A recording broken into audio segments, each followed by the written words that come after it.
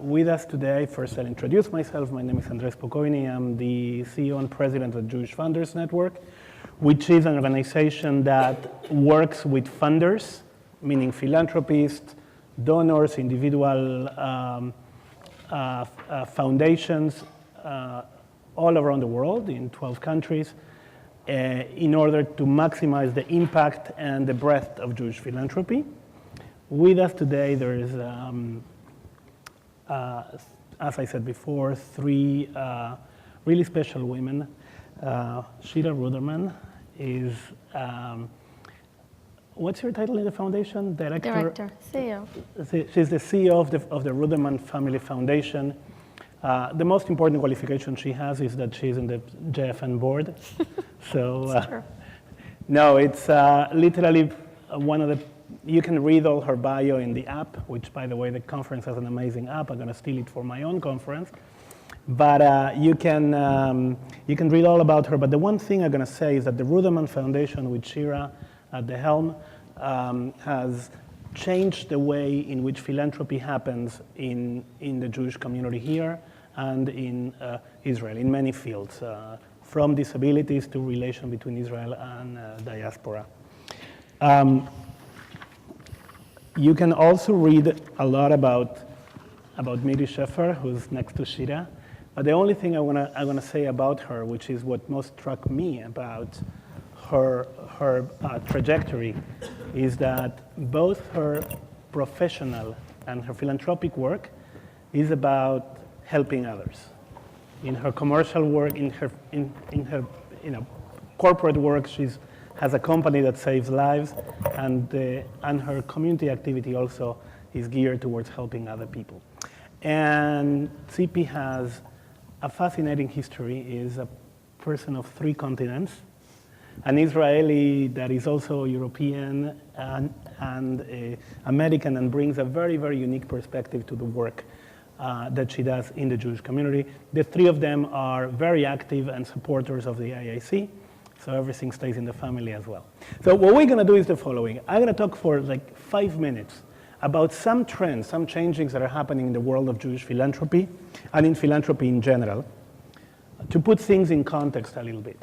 And then we're gonna start having a conversation with our panelists to see how these trends that I'm gonna mention from a 30,000 feet distance, how do they see from the ground up? So, if you asked me to say what's the status of philanthropy in the Jewish community and in Israel, in one word, I would say good. If you ask me to define it in 2 words, I would say not good. So that means that there are great things happening, and there's also a lot of things that we have to still do better. The first thing that is happening that makes it very good is that the sheer size of the philanthropic field has really exploded in the last 20 years. We have today 4 times more private foundations that we had 20 years ago. We had 3 times more donor advised funds that we had 10 years ago. The growth of independent philanthropy is at a level of more or less 12 to 15% every year. Now, the problem is that many times comes at the expense of communal philanthropy. You will see that bodies like federations, etc., have their contributions either flat or decreasing while independent philanthropy is growing. So that's the good and the not good. Independent philanthropy is growing a lot, but communal philanthropy is struggling. Another very good thing that is happening in the Jewish community and in Israel, and this is part of what we're going to talk about in the session, is the growth of philanthropy in Israel and among Israelis in general. Quick survey. How much of the philanthropy that goes to Israel today is from Israeli sources? What do you think? 10%, 5%, 20%? About 10%, I would say. It's over 50. Really? There are 16 billion shekels today, more or less, being invested in philanthropy in Israel, of which 9 billion shekel are from local sources. Now, this is a new development. It was unthinkable a few years back. First of all, there was no wealth in Israel to speak for, and there was no culture of philanthropy. You know, as you know very well, the worst thing that can happen to an Israeli is being a friar, right? That's the worst thing that can happen to an Israeli, being a sucker. So what? I pay 60% in taxes, I serve in the army, and I still have to give money. What am I, a friar? So that cultural change completely in the last 20 years. As an example, at the JFN, we did our first conference in Israel 10 years ago. By then, we had only 3 members from Israel. We have more than 400 today. 25% of our network is philanthropists from Israel that give at the same level as funders in Israel. Now, that's good in many ways, and we're going to ask you what you think about it in a minute. But the one thing I'm going to note is that Israelis do philanthropy very differently than Jews from the US. First of all, they don't like funding basic needs. They said the state takes care of the basic needs, while actually American Jews overwhelmingly fund basic needs. Second, they're much more innovative about their philanthropy. It's the startup nation also in philanthropy. And they're much more hands-on in their philanthropy than anybody else. That has good things and bad things. We call it at the Jewish Funders Center, we call it Mongo, my own NGO. Like every Israeli philanthropist wants to have his own NGO, her own NGO, which is good because they're very innovative, very entrepreneurial, but also it creates a lot of duplication. So that's a not good part of this explosion of philanthropy. Now, the growth of philanthropy in Israel and of Israelis in general is also changing the paradigm of how Jews give philanthropically in Israel, very deeply. It's not just that there's more money, it's that the way in which we approach giving is radically different. So for example, in the past, you would give, quote unquote, to Israel, right? You would give to the Jewish Agency or to the Federation because you were helping Israel. You were doing nation building with your philanthropy. It's not the case anymore. What happens today is a partnership between funders in America and in Israel to tackle a specific issue in the society. Israeli Arabs, Ethiopians, Haredi employment, you have it. That is changing completely the type of involvement that we have. At the same time that general giving to Israel goes down, specific giving to Israel goes up. Another guess, how many friends of organizations are in the country? Guess. 600. Wow. 600 friends of organizations, over $1.4 billion every year go to Israel through friends of organizations. Now, you can say it's duplication. Many of them just have one gala a year. They, raise $100,000, they net 25. But the point is not that. The point is that shows that the culture is one of getting specifically connected with something that you care about, being the University of Yerucham or whatever. There was somebody from Akim before. So that's the thing. Now, and last but not least, and with this I'm going to move to the panel, is that a group that was not part of the philanthropic community in the past, which is Israelis living in this part of the pond, are becoming increasingly active. And they're also changing both things, the dynamic of philanthropy in Israel and the dynamic of philanthropy inside the communities in which they operate. So the trends are really, and one last thing, all these trends that I mentioned about making philanthropy more of an individual thing rather than a collective thing have the biggest impact when it comes to younger people. We did a survey in all the philanthropists, all the funders in the Jewish Funders Network. Those that are under 40 are 20 times more likely that means 2,000% more likely to use new philanthropic vehicles, like giving circles or crowdfunding or impact investing or stuff like that. So there is also a change in the way people like to do philanthropy. Because they do it as individuals, they want to be individually connected with their causes, but they also want to experiment with the ways in which they do philanthropy. So, having done this introduction about the messy but fascinating world of Jewish and Israeli philanthropy today, I'm going to ask a few questions to our panelists. First of all, thank you all for being here, and for the willingness to share your story and help us all learn from your work. So why don't we do this first? Why don't we tell us a little bit your philanthropic trajectory, what you do, what brought you to the place where you are today, etc. Shira, do you want to start? Yes. Sure. So I'll start by first of all, thank you for being here, which I know it was an effort, and I appreciate it very much. I'm Shira Ruderman, and I'm the director of the Ruderman Family Foundation. I think, as you said, that my day job and my lay position and my personal life are all mixed together somehow, which has pluses and minuses. You'll be surprised. And the Ruderman Family Foundation is a private family foundation, which we focus on two main things: inclusion of people with disability, all type of disabilities, all aspects of life. And the other issue is strengthening the relationship between American Jewry to the State of Israel. But our lenses are the Israeli society, which are members of Knesset.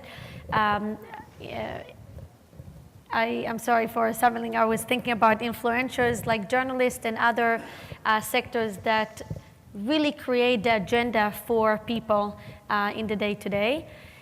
One of the tools of doing it is really enhancing private philanthropy in the best practices of philanthropy of the 21st century, which we try to encourage as many private people to join the journey from different reasons. As you heard from Andrés, there are so many different tools and vehicles to get people involved. The other thing that we do, which I think is a bit unique about the way the foundation is working, we do a lot of work around raising awareness, which most foundations don't do, or what we call private donors, because we have this mentality thinking that raising awareness for any issue, if it's IEC, inclusion, poverty, you name the issue that you care about, is the business of the organizations. We at the foundations believe that raising awareness is the business of philanthropists. I mean, one of the audience, and I'll be short, and one of the proofs to the fact that philanthropy touches everyone's in this room, everyone's life, especially if you live abroad. As Andrés says, all your basic needs in the Jewish world come from philanthropy. Still, most of us don't know, understand, and choose to be involved in different forms of philanthropy. And my last point will be that giving money or being involved does not necessarily make you a philanthropist.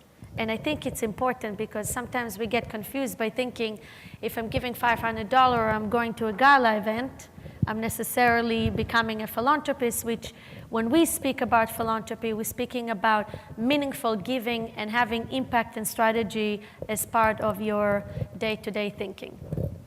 Thank you. Miri? So first of all, I want to thank all of you for coming here, especially you. We had to compete with the other room. Next door. So Competed with an Israeli minister and with Sheldon. Yeah. yes. Kol So hakavod for again, thank you. Kol hakavod to all of us, yeah. Now, what is philanthropy? Philanthropy is somebody that likes to give money to other people. In my youth, every time I had $1, I didn't want to give it to anyone. Why would I give it to anyone? It's mine. You learn it, or I learned it at least, when I started to see other people's needs. So it's something comes, I believe, something here in your heart. So when you see somebody that needs something, and you look at yourself and you say, you know what, I can give. So you become a philanthropist without knowing that you are. So for me, officially, to become a philanthropist, I had to build up my bank account. I had to ask my husband to help me with that, and he happily did it. And slowly, over the years, I learned that to be a philanthropist, you need a bank account, and you need to be born with that. You can have a huge bank account, but you're not going to be a philanthropist. You have to be born with that. You have to be attached to that. And you have to be connected to the cause that you want to give. Or you want to be involved with the crowd, that those people are involved in that cause. And I'll give you an example. And I think maybe some people heard it before, is that as a kid, when I was being raised up, I didn't come from a wealthy family. My mom used to work, and she was the only one. I lost my father when I was 7, so she was the one who raised us. She would go to work, and whatever she did, it was exactly to hold us for the next month. Some people say I was raised poor. Honestly, I didn't know that I was poor, but compared to what I am today, I was poor, but thank God I didn't know. One thing was important for me at those days. Every Friday, the Israeli people here know that you go and you have to put money The pushke. in Keren HaKayemet, Yeah. Kupa. Pushke. Yeah. What do you mean? So that was my goal at that time, to put that 10 potot, 10 grush bakupa. I wanted to be part of everybody, and I wanted to feel good because that was for the trees at that time. That was to have trees in Israel, and I felt like I'm giving back something to the state of Israel. Now, was I a philanthropist at that time? Thinking about it, yes, I was. I didn't know, but I was. Nobody told me to do that, but it was something in me that I wanted to be equal to the people that I was going at that class, and something in me told me, you don't just take, you have to give back. Thank you. So this is one of the stuff that every time I think about it, and I say, thank God for that kupa. And over the years, I learned more about myself. Why did I like to give, or why do I like to be involved in being a philanthropy? People, tell me, did you always give to this organization, that organization? No. I myself love to be with organizations that are close to my heart. So I was 14 years with organization right when I came to United States called Yad B'Yad. That organization exists in Israel. Yad B'Yad used to bring children that needed any transplant of any part of the body in America. And in Israel, they couldn't do it.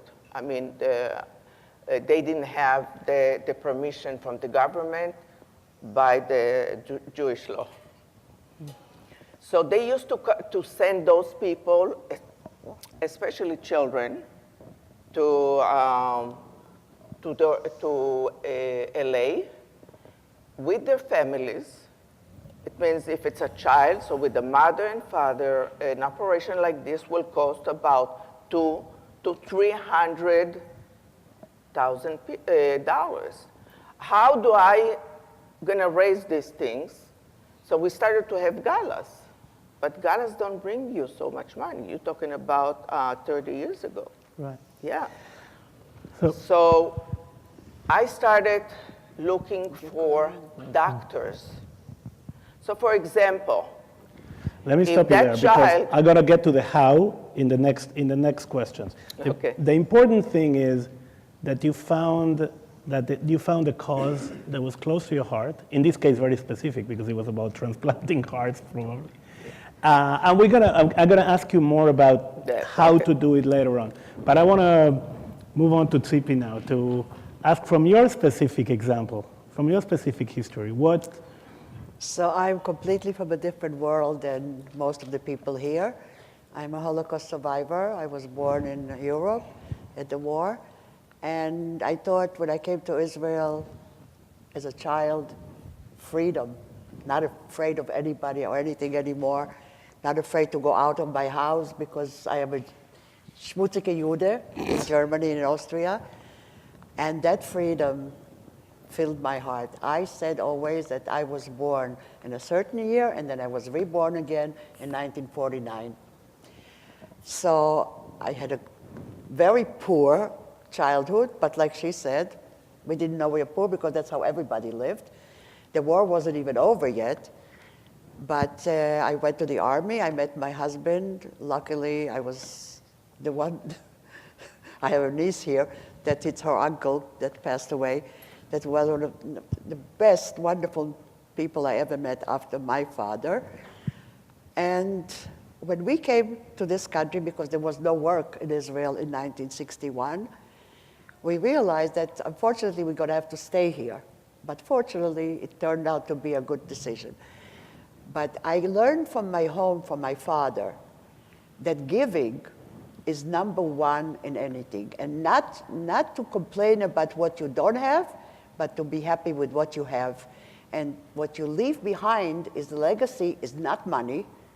It's how you live your life, how you treat other people, how you open your heart to other people, and how to continue my father's legacy, which I lost when I was 29, my father, how to continue my legacy that I never had, actually, because everybody died in the concentration camps, to start a legacy of giving and of love and opening the doors to people and to children, and to teach the new generations, not us, because we are givers, we give, it's part of our lives.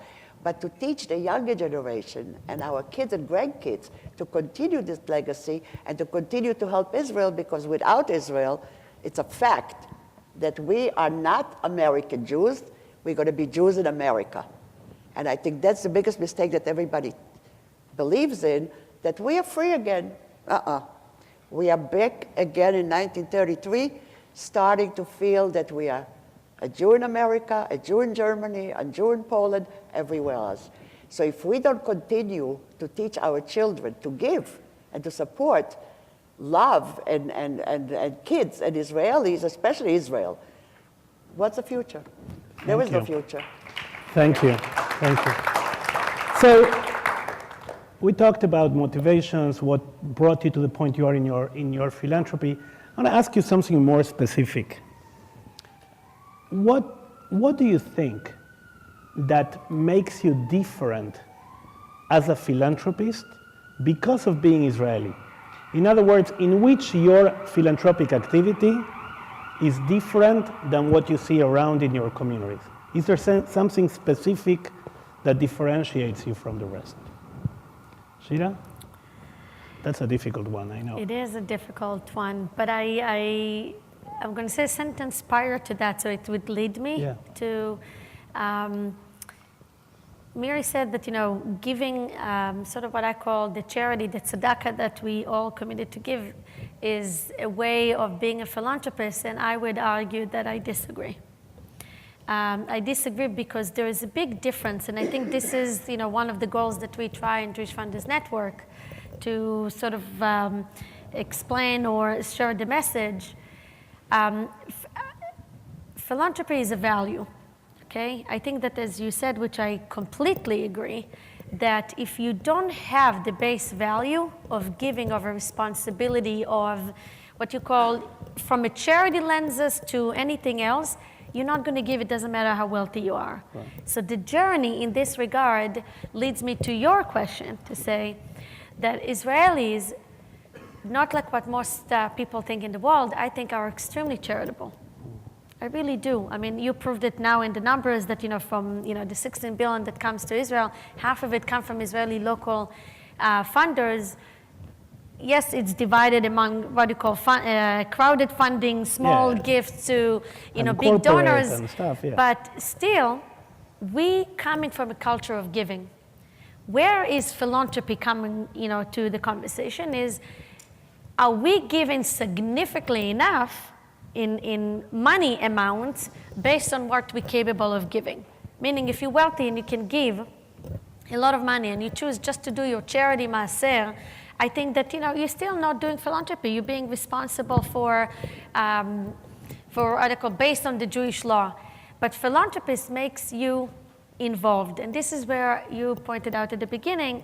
Israelis, I think, and I really, not just representing Israeli philanthropy, truly believe and engage in this way of form, are pulling the sleeves and want to be involved, want to be hands-on, want to know that whatever they give create a difference and impact, which I think that, some will say, okay, well, Jewish giving is not based on the same principles. So to be fair, yes, Jewish giving is based on giving back to your community, but we all know that it doesn't mean pulling your sleeves, getting involved. It means, okay, you write the check and the organization will do whatever.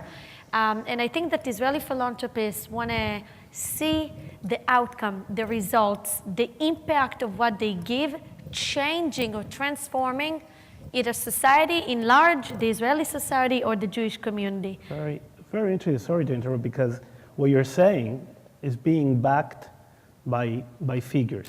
So, for example, we surveyed our members, not just from Israel, from all over the world.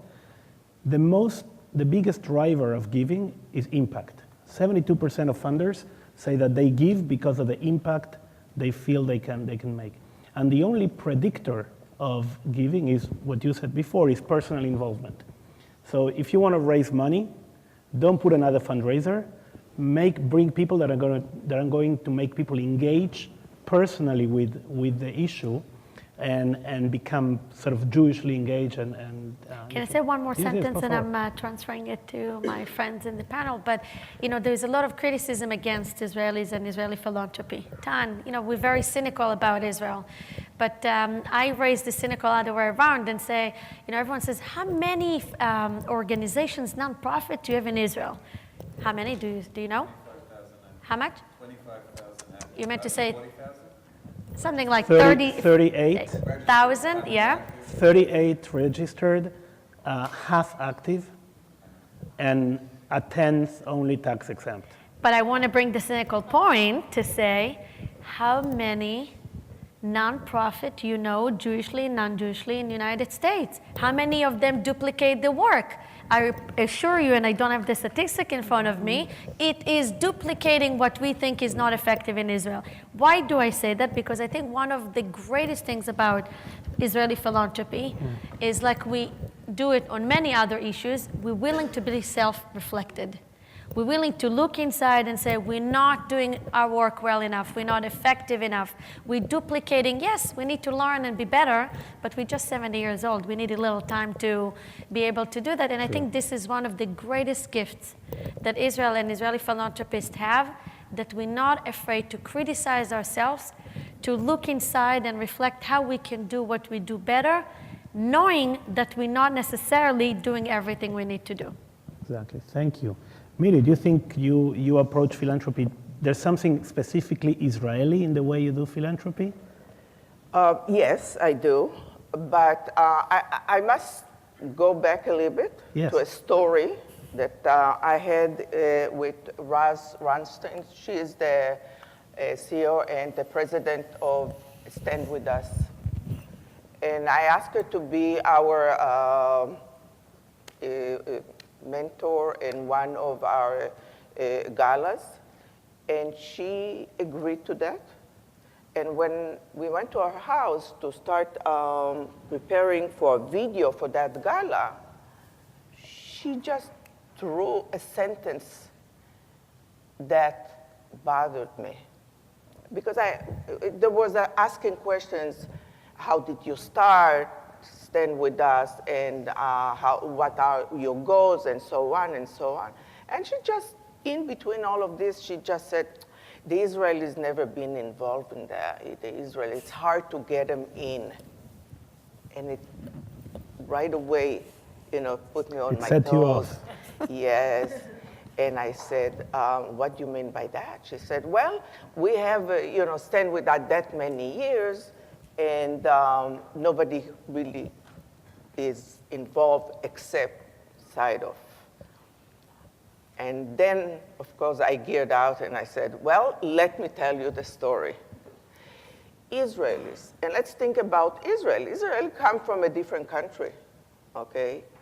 What is the average age of these Israeli come to United States? It's normally between the age of 20 to 30 because they're right after the army, right? What these people have, if they're lucky, they got a job or looking for a job, and they really don't have any sources much. All in their mind is, can I finish my month? Can I pay my rent? Can I, yes. So it takes them at least 7 to 10 years to establish themselves in this country. And the next generation? And then I told her, listen, Russ, you don't approach the 21, go for the 40 and up. Yeah. These are the people you have to. The Israelis will give you because they are very attached to your cause, they are very attached to the state of Israel, and you will be surprised. And then she looked at me and said, you know what, I never thought about it. I said, that's it, this is it. So you asking me? Yes. It's depend who you are approaching, how well they are. But each one of them, if they have, they will give definitely when it comes to the state of Israel. So. Thank you. Tzippy, do you agree? You don't come as only as an Israeli. You come from a whole different perspective. I am completely. First of all, I don't understand the word philanthropy. Because to me, there's no word for giving. You feel it in your heart. You see people suffering. You see children suffering. I've been through all that. Somebody approaches me, and I look at them, and I say, these people need me. These children need me. What's a philanthropist? What does it mean? Is there a money amount on it? Is there a special thing that you're doing? No, you open your heart. That's to me philanthropy. At what stage are you a philanthropist? Is it $100,000? Is it $10 million? What is the definition of philanthropy? I don't understand. And Moshe Yamin, the first time, a friend of mine who's the Yediot Achronot in Miami, wrote The Philanthropist, Tzippy Holand. I said, what do you call me a philanthropist? What does it mean? I don't understand it. What does it mean? So he says to me, because you're giving. I said, listen, I gave all my life to everything that I saw was necessary, and as much as I could at the time. So there is no down or up. It's according to what touches me. So I started out, actually, when I came to Florida 12 years ago. I was very sick 12 years ago. I almost passed away. And I had an aortic dissection, which my niece here knows, which usually people die from it. And I didn't. So I guess I said to myself, God has another plan for me. I have to stop working, I retire, I'm old enough. I have to find myself. I was very hallucinating and very back to Germany. It was a year of a lot of struggle. I didn't even know I'll be able to talk or to recognize anybody. When I finally came to Florida and started to meet people, very good friends of mine who are very big philanthropists, they said to me, you cannot not work. Because I'm very active and very emotional, I cannot sit a minute. you have to do something. So I said, what? They said, well, there's an FIDF that you have to go and work with them. And I started the impact. You're talking about impact. When I saw those soldiers that are finishing Givati and Golani and all that, and then they come out of the army, which my husband came out without Hebrew, but he was good enough for the army, but he couldn't find a job. I said, wait a second. We are losing all our children because they have no education. They cannot get an education because it's too expensive. Let me do that. So fortunately, I was able to, for my grandchildren, which I have 5 of them, to do an impact student for every grandchild. So that got them closer. You mean former Israeli soldiers to go, Yes. to get an education? To get an education in Israel, in Technion and all. I have 5 of them. One of them is now going to study to be a doctor, and one is in engineering, of medical engineering, his master's. So I said to my grandchildren, you know, the only way I can give you Israel is for you to be involved and to see where your future is. I took them when I was at a certain age, all of them, my kids and my grandkids, all of us to Israel. For your 40th anniversary. Yes, 40th exactly, birthday. right, yeah. More than half, but okay. But anyway, I took them to Israel, and we traveled all over, and I traveled to all the bases that I helped, and that they had kids that they were helping with. And I asked them only for one thing. I said, when your Saba passed away, I remember all the eulogies. I would rather have a eulogy now, before I die, because I want to hear what you think about what we just did. And each one of them, five grandchildren from different ages, at the time there was from 15 to 22, and now my oldest is 26. And I said, just write me a letter. Each one of you has to write me a letter, that's your job. What did this trip to Israel show you? What does it mean to you? And each one of them wrote differently because different ages. But the common denominator that all of them had was, we understand now why you're doing what you're doing, because we're always going to have a hope to come back to. That was my biggest accomplishment. I said, well, that's it, that's all it is. So I helped with the FIDF, I helped with Larger Than Life, I helped with JAFCO. Then I met this boy over here, Nir, who got me to come to one of those parties or whatever. I don't remember what was it that I first came, and Mazal, of course, also. You have to come, you have to come. What are you doing? We are trying to put together the Israeli and American Jews. And it's a problem, because American Jews and European Jews and Israeli, which of course are Jews, are not from the same background, are not understanding everything the same way. We don't believe in the same things. We don't have the common teaching and yesod, the foundation and basics, because we come from different places. So now, if we're Israeli, like somebody said here before, we gave. We were in the army, we were this, we are working, that's fine. Americans, we're giving. We're giving, we are helping Israel. Europeans have a different approach, because we see what is happening in the world with our young people. In my lifetime, that I would have to say to my grandchildren, you don't have to advertise in the universities that you're Jewish. I live to see that again. It cannot be. That cannot be. So you have to teach the young people, why are we doing this? We're doing this not for the money itself, for teaching you to give, to help, and that's why Israel is going to stay. That's why Israel is going to continue building a big part of the world. Now, I want to see somebody that I'm helping directly. So I have the students, and I have the kids in the Larger Than Life. There's the kid, we built a kindergarten by Tel HaShomer to cancer-ridden children from age of 6 months And I go there and I see these babies that are sick and they cannot go to be with everybody else because they have an immune system that is shut. So here they are together, they're the same. They don't understand that, they don't feel different. They play, they live, whatever life they have left, they're happy. So happiness is what we can give. So we don't have to give all the money, we can make somebody happy, we can help somebody with somebody else, we can make shidduchim. We have to teach love for us Jews because we are somehow so hated, and some of us hate each other. I mean, really. We come from so many different difficult times. We got to be together. And you said so many different organizations? No organizations. I don't care. Come to me and tell me you need me. Thank you. I'm there.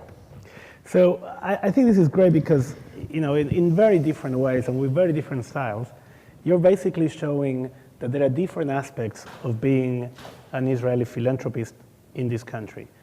Shira with a much more strategic approach, Miri with an approach that understands the uniqueness of being a new immigrant in a country and the process that it takes, and Tzippy with the notion of personal engagement with the country and with Israel and the link.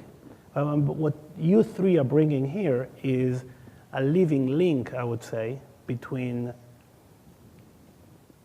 the world of Israeli Jews and the world of American Jews.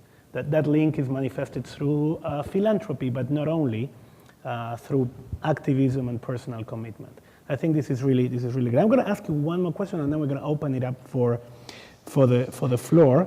One of the advantages of being in an intimate setting is we can really have an open conversation. Actually, I have two questions. Sorry. One is, but we have to be brief because I want to leave time for it. What do you think, if you have to look back of all the things you did in philanthropy, all the organizations you've been involved with, do you think there is one thing that was a mistake from which you learned a lot? Who volunteers? I can. Go ahead. I think the biggest mistake I learned is all these big organizations have a big overhead. It bothers me very much when I see, and I'm not going to call the names of the companies, of the organizations. I was involved in an organization, and when I asked to see the 1040, because I said I have to have shakuf, it has to be, what's it called in English? Transparency. And I saw that they collected $1 million and 700,000 went to what? To salaries, to work, to offices, to this, to that. I said, wait a second. I work so hard to bring money, and my money is spent on your comfortable living on Fifth Avenue or whatever, and having an office? No. My money has to be 90% to Israel and 10% for you. Because if I'm giving for my free time and everything with love, give a little love too. I mean, that's, it's... So that was, and I stopped. So now I'm giving it myself. Miri? Yeah. So if I learned from any mistake that I did in philanthropy? Yeah. Any particular thing that you did that you say, I should have done it differently, or I learned to do it in a different way thanks to that? As a matter of fact, I don't really remember something like this because I always wanted to achieve more and learn more than that. I will say I should have done that way or better way or different angles. But if it was a mistake, I think in each one of us, in every age or stage or organization, there is a level of understanding of that particular organization or cause that you're working for or giving that you work with. Right. The only thing is when you go to the next one or another organization or another subject or another thing, you say, you know what, I should have done this thing, maybe I could have. But that's the only thing. But in particular one, no, really not. Thank you. Shira? I'm still thinking because the answer is yes. I'm sure you go through a lot of applications. But the question is, larger than that, and I think that yes, of course, there are many things I learned over the years, and I probably, if I had to start today with the knowledge of doing it 15 years already, I would do things very different. But if I break it to a couple aspects, say that, on the day-to-day, there are partnerships that I probably would say I would not go with. When it comes to, how you choose who to partner and who to work with, there are many mistakes we all make. Not every investment is successful, and not everything is fun and joyful as we wish to do. And I don't know if I'm going to be understood, so just bear with me for one sentence, because this is like the big answer for that. Sometimes I wonder, and I know it's not a mistake, but I do wonder if doing what I do 24/7, this is what I do. It's not like my free time joy, only great moment of being a layperson or a cheerleader for organization. I wonder if I made the right decision, which is hard, because how can someone that dedicate their lives to social giving can say, oh, did I do the So I know that in terms of the meaning, I didn't make any mistake. I dedicate my life. But the reason I'm raising it, and I would turn it to all of you, is we live in a society that adore money. We do not really live in a society that adore leadership and people that dedicate their life to social change. Yeah, we maybe make them a queen for a day or so, but we don't really, because we all look for, if we fundraise or we do not fundraise, for the powerful people that give the most money. So we all have these secret organizations, secret list, right? What donors to solicitate, and how can I say that I was with so-and-so and spend time and raise money.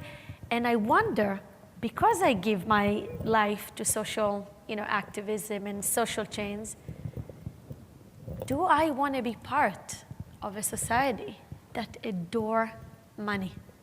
Because if I wanted just to give money, I would not be an activist. I would be what Tzippy, maybe saying, what's the definition of philanthropist? Someone that writes the checks. And, I would say, let me do my day job, make money so everyone can be impressed. Right. And those that care, let them just write check. And this is the biggest question, the one that you asked, that I think I'm facing with, that, people would say, oh, so you guys do it for full time? This is your job. What else do you do? And I'm like, what business for $200 million you give other people to do and go and find a new other job? And I would say that this is it. I wonder every day, and you as the director of, the president of Jewish Funders Network, I think, face this question all the time. Do we do the right choice? Not by the value, because the value is clear. I'm not giving this privilege, so easily. But do we do the right thing by dedicating our life in a society that really all we care about is the power and access to money? That's right. Thank you. That was deep. And the reason why I ask about failure is because I talked about the startup nation before, and one of the big things about the startup economy is that there's a lot of failures, and we learn a lot from it. And these questions are all very, very, very relevant. So let's open it up for questions. Yael. First of all, can I just say this has been so enjoyable. Thank you. I love the fact that there are women on the panel. 100%. I couldn't help myself not being a woman, but maybe next time I'll do something about it. Your reference to the campaign that I did the same. You raised money for people when I was a child. The stamps and everything, and I just had those memories. Thank you. So my question is for you. I love you. I wish I would have met you such a long time ago. You're so inspiring. And I have a question about you referenced European jewelry. And I live in London, and I work for a philanthropist. I'm strategic advisor for a philanthropist myself. And there's a lot of debate about European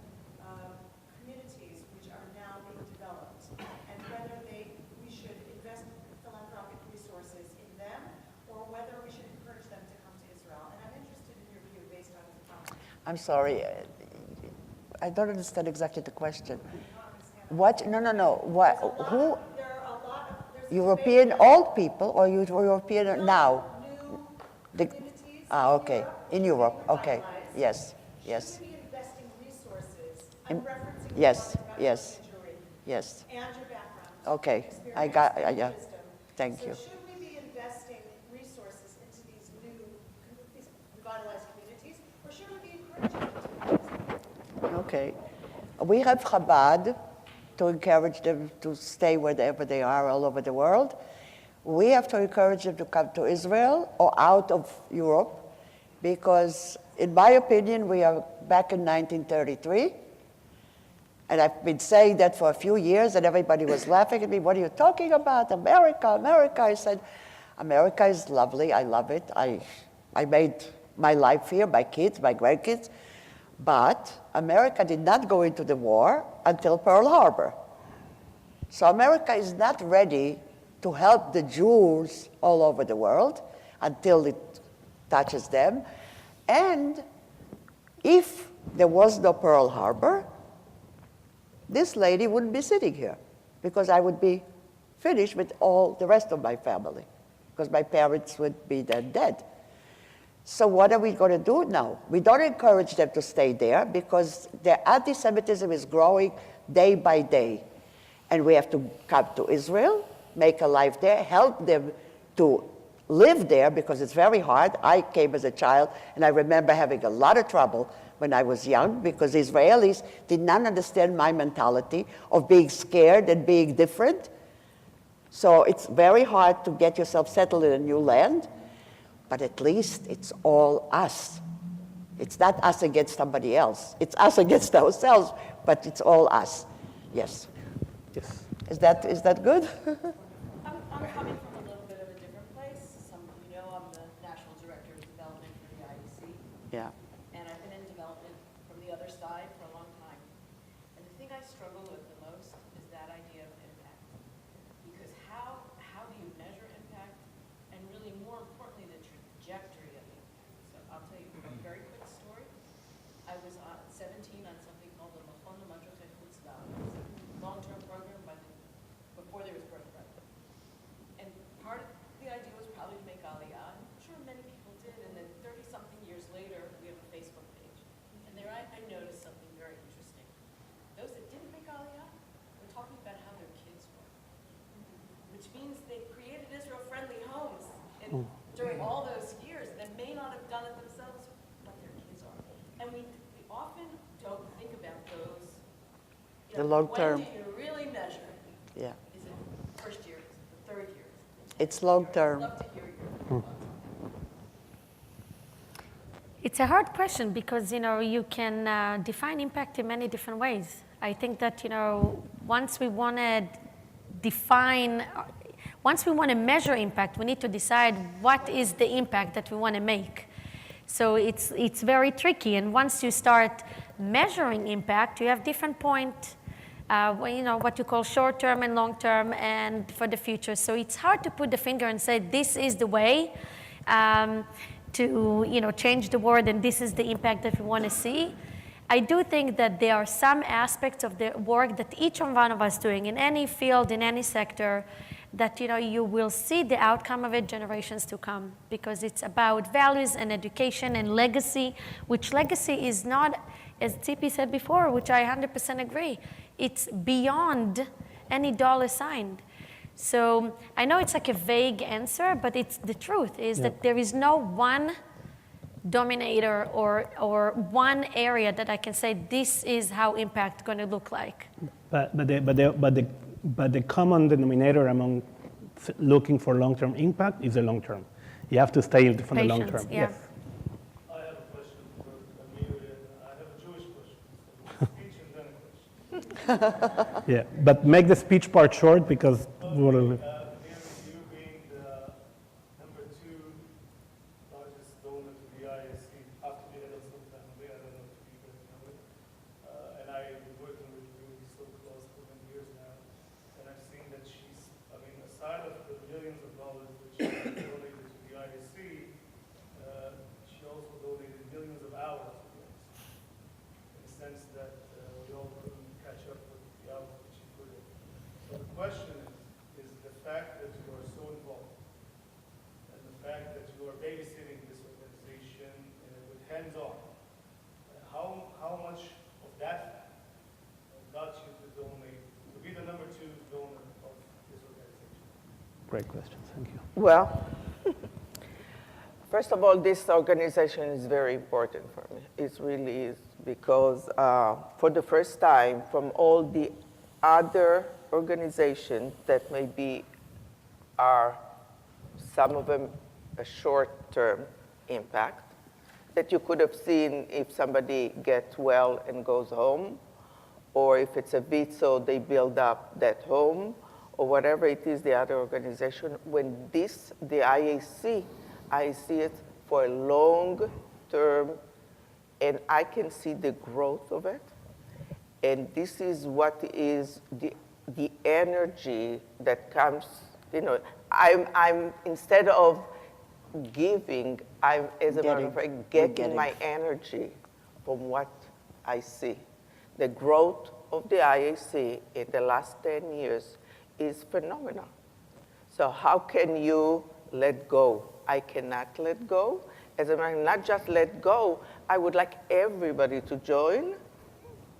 And this energy is the one that drives this organization. So this is it. Yeah. Great. Thank you. Okay. Yes. How do you make, sorry, my name's Shira. How do you make the balance sort of between the funding of the macro and the funding of the micro? So what I mean is that, like, it's more often glamorous, right, to fund some of the bigger things that we see on the national stage. And what we see is the communities themselves internally, smaller organizations have their own struggles. But when they sometimes will approach the larger level philanthropists, they're told, well, that actually doesn't really fall under my umbrella. So even is it focused, is the micro more focused on the specific communities that you live in? Or where is that sort of line between the macro? Is it to Anybody who wants to take it? Tzippy, do you want to answer? I don't understand the question, because I'm not, my English is probably maybe not as well as other people, but it's micro, whatever it is, it doesn't matter. It goes where I see it's needed. That's it. That's what you asked? I go to a place where I see at the time a need. And if you touch my heart, you touch my pocket. That's how it is. That's how I see it. You have to touch me. You have to talk to me. You have to show me that you need me. You need me, I'm there. So 24 hours, 84 hours, whatever. I think that the question actually touches on something very important that Tzippy you are referring to. So marginally is the question that there are more sexy causes that touch your heart easily, and others that are equally important, but they're not so sexy, quote unquote, and they get little funded. But I think that you're talking here 3 women that actually are funding the stuff that is hardcore, even if not necessarily so sexy or so attractive in the classic sense, but they're doing it. But can I just answer in another maybe way to say that it depends who you talk to. Because I think it's like, it's going back to what I would say to professionals, do your homework. Meaning, if you speak to a very, professional foundation, and in this case I would refer to us in this regard, we have, very specific criteria. We fund locally, we fund internationally, and we fund, advocacy, which is parallel. So I would say if someone comes to me with something that doesn't fall into, it's like they didn't understand who they're approaching. So meaning, it's like do your homework. Every family, every person, if it's a donor or philanthropist, depends how they call themselves. If they are a big foundation or a donor, trust or fund, have, as Tzippy said, the passion, the values, and the principles. And I think that, to a very important point, which we constantly talk about in philanthropy, is build relationship. Philanthropy and Tzippy said that, like, if you touch my heart, I call it build relationship. Sometimes it can be out of the norm of what we believe or do, but if you invested in the relationship and not just in the solicitation, most likely, even if it's under miscellaneous, people will respond to you. Yeah, and I think that what Miri was saying before about how being involved with the IIC made her one of the big supporters of the IIC strengthen your point. Is the relationship that counts. We have time for two more, the young lady up in the back. My name's Karen. I wanted to ask you regarding your question. How do you choose what area to invest in? And I'll explain my question. I'm the Israel Youth Representative to the United Nations right now, and we're trying to think like how to raise awareness of young people's issues in Israel. But it's not. I feel like it's not a very sexy area to invest in. So I'm trying to think like how do you choose in the field to invest in? I want to answer that only because of one reason. So when I started with the IAC, I was in other organizations, like I told you. The difference here is that we are teaching the children and the grandchildren. We are continuing something that even after we are gone, it's going to continue. Sexy or not sexy, it doesn't matter. It matters that we are teaching them to give and to be together and to stay close to each other and help each other. So you have to bring in to these young people the reason why they should give. So they don't understand because they're living in a country that is, everything is today, next day, and that's it. And everybody is used to getting. It doesn't work like that. You have to give in order to get. So if you're teaching them that the future of their children and themselves and the generations to come is because of you, because of what you're doing, they follow you. They learn from you. My children and my grandchildren, talking is beautiful, but they always say to me, Savta, you live, you talk. That's it. You have to live by example, and then the young people will follow.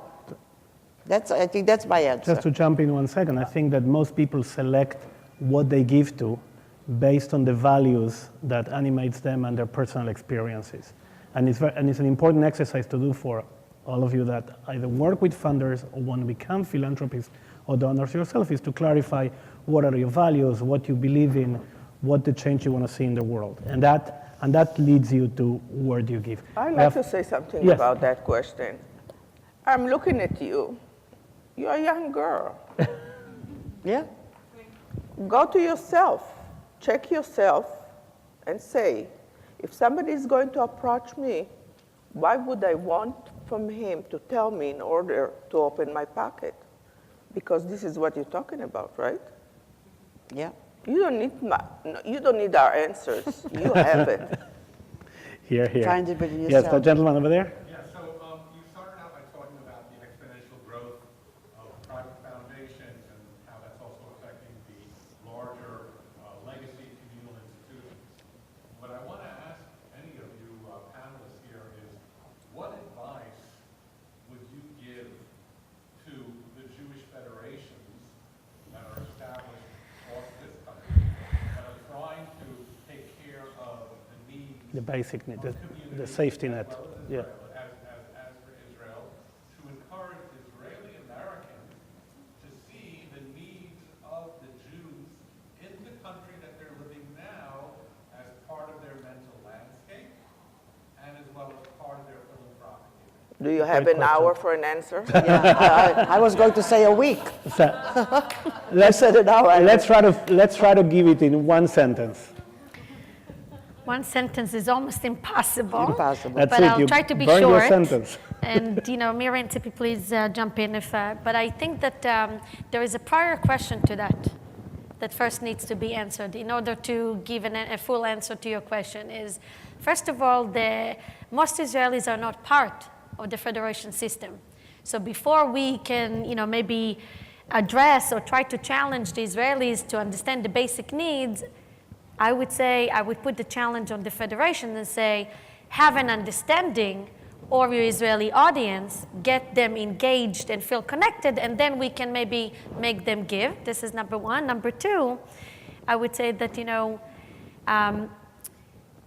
most Israelis, and I apologize if it sounds judgmental, but I'm just describing the data that I have, do not raise their kids by what I call Jewish, necessarily a future. They're raising the kids by Israeli lenses, meaning the American Jewish community, if you're religious or not, and you made the decision that you want to be part of the Jewish community, no matter what domination you're part of, you understand the Jewish conversation. Most Israelis, most of us speak about, being Israeli, being, secular part of the conversation and not Jewish conversation, which I think it's another gap that one of our goals, I think, in the IAC is, and Mary can correct me if I'm wrong, is to make the Israeli community part of the Jewish community and not like, two separate communities. And once we get to this point, it's both aspects, the Jewish community and the Israeli community, have to invest in creating this reality and not waiting for the Israelis to jump in and have an understanding of the Jewish federation system, which I think is, as you said, a big conversation. Ladies, anything I to add must to that? say, I must cut in and give you an example. Jewish federations are great, but they are so self-centered. I'm sorry if it sounds they want to be, stuck with their program, with their stuff. And when people from the outside comes to them and asking them, please join us, or let's do something together, it's hard to make them agree to that. If you don't follow their lead or their stuff, it's hard to make him, move or partner. Anyway, about 3 or 4 years ago, in LA, the Jewish Federation came to the IAC and asking us to do a program of young generation together. We met, we heard the program, and I was in cloud 9 when I went home that day. I said, oh my God, I think we broke the ice. Okay? Big mistake. Waiting for them to send us the program and how we're going to collaborate with them. Took about 4 months, patiently waited. And then we said, okay, we're ready tomorrow to start with that. They said, no. We have to, in January, it's like another 6 months to have the approvals, and the program is already close to the next year. This is Said, one of the differences. Are you kidding me? Israelis and Americans. But by the way, Are that's you one of the kidding me? difference between Israelis and Americans. By that time, I have already 2 or 3 of them done and over. But also And, that's one you of know the what? difference. I had to come down from that cloud very fast down. But that's why, because we're Israelis. I Yes. think there are. We do everything fast. I mean, I don't know if I answered your question, Yeah. but Okay. Is what I sense and perceive. But at the very same time, if I may, what we've got to do, and I think you've all said this, is we've got to find ways to speak to each other and to understand each other so that this Israeli-American Council, and we love to, we want And- to. understands, and it's not going to be easy. All right. Different results. I need to play. Nothing I need to easy. play my role of moderator here and actually protect us from being forcefully evicted because people are trying to kick us out. I just want to say to that the key, as Shira said before, is in building relationship. We have relationship. We have all. I just want to say one more thing to close, which is a quote from the Psalms that says, "Ashrei Yam shekach halo." Happy is the people that have leaders and founders like you, so committed. And like you, who prefer to be here talking about giving rather than hearing the big glittery names. So thank you all. Thank you. And we're staying here to chat informally.